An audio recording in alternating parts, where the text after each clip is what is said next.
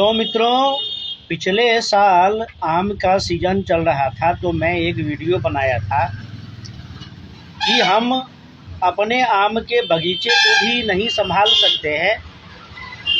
हम उसे विधर्मियों को ठेके पर दे देते हैं, पट्टे पर दे देते हैं और फिर आम जिहाद होता है। मित्रों, होता ये है कि बहुत से लोग कहते हैं कि हर चीज़ में एक शब्द लगा दिया जाता है जिहाद, तो वो होता ही है। और वो होता ही इसलिए है कि काफिरों को परेशान करना है, काफिरों को काटना है, काफिरों को मारना है, काफिरों को जलील करना है, काफिरों को समाप्त करना है। उसके लिए होता है जिहाद। और जब जिहाद होता है तो कोई आम में जहर मिला के खिला दे, तरबूज में जहर मिला के खिला दे, मार दे जान से, नहीं जान से मार पाए तो जलील करने के लिए थूके उसमें मुँते। तो इसलिए जिहाद शब्द लगा दिया जाता है। तो मित्रों, मैं जो वीडियो बनाया था उसमें बताया था कि हम अपने आम के बगीचे को नहीं संभाल पाते हैं, वह भी हम किसी को ठेके पर देते हैं। और देते हैं किसको? तो विधर्मियों को, जिहादियों को। उत्तर प्रदेश के आगरा का एक मामला है मित्रों। उत्तर प्रदेश का आगरा जिला और थाना है जगनेर। जगनेर थाना का है रणधीरपुरा गांव। रणधीरपुरा गांव के हैं नरेश कुशवाहा। और नरेश कुशवाहा ने अपना खेत दिया था जिहादियों को ठेके पर, पट्टे पर, जिसमें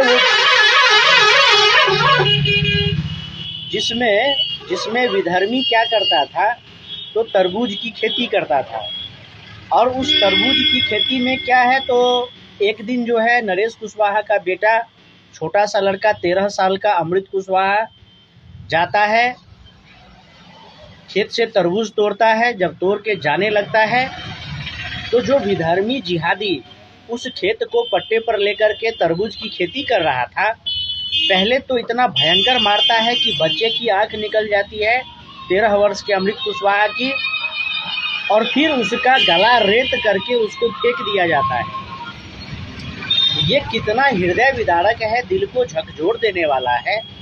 यह कितनी, आप अंदाजा लगा सकते हैं कि 13 वर्ष के बच्चे का गला काट दिया, आंख निकाल दिया, क्योंकि वह एक तरबूज तोड़ा था, वह भी अपने ही खेत से। और खेत तो उसी का था, अमृत कुशवाहा का था। उसे क्या पता कि यहाँ कोई एक दरिंदा है जिसको उसके पिताजी ने पट्टे पर दिया है खेती करने के लिए। और वो लोग ऐसे हैं जो गले काटते फिरते हैं, आंख निकालते फिरते हैं। एक 13 साल का बच्चा अमृत कुशवाहा तरबूज तोड़ता है खेत से। वो सोचता है कि मेरा ही खेत है, कोई ठेके पट्टे पर लिया है, खेत तो मेरा ही है।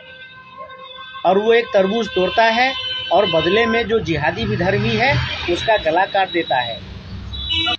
तो इतने सारे यौन शोषण, धर्मांतरण, ब्लैकमेलिंग, छोटी छोटी बच्चियों से रेप होता है, बलात्कार होता है। ये अब्दुलों की काली करतूतें हम रोज़ सुनते हैं, रोज़ देखते हैं टीवी चैनल पर कि पुलिस पकड़ के ले जाता है। और रोज़ रोज़ सैकड़ों हज़ारों की संख्या में ये सारी घटनाएं होती है।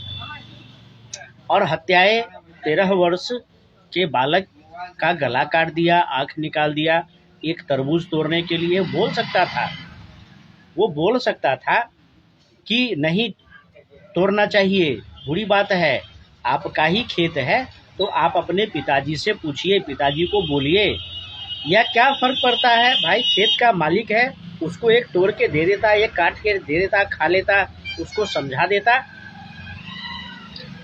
तो विधर्मियों की, जिहादियों की तो आदत है, भाड़े पर रहने के लिए मकान दो, फिर कहता है ये मकान किसी के बाप का नहीं है।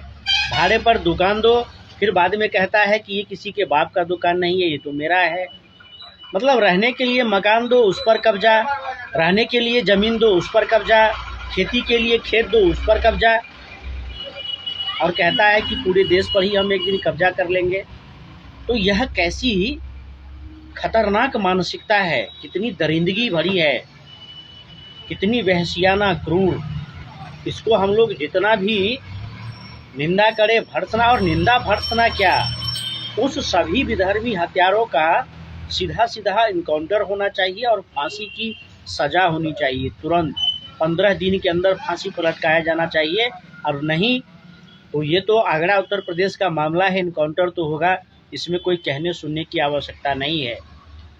लेकिन ऐसा क्या है कि हम अपना आम का बगीचा किसी विधर्मी जिहादी को दे देते हैं, हम अपना खेत किसी विधर्मी जिहादी को दे देते हैं, हम अपना फार्म किसी विधर्मी जिहादी को दे देते हैं, और वो क्या करता है, हमारे साथ, हमारे साथ छल करता है, षड्यंत्र करता है, और हमारे बच्चों की गला काटता है, आंखें निकाल कर मारता है।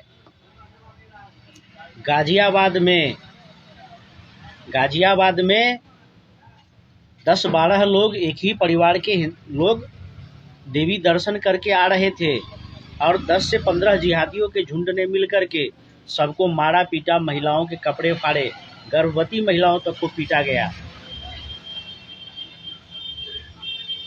तो उत्तर प्रदेश में ही तो बहुत सारी घटनाएं हो रही है, जबकि योगी आदित्यनाथ जैसे शासक है वहाँ पर, जहाँ पर रोज इनकाउंटर होता है, फिर भी विधर्मियों में थोड़ा भी भय नहीं है।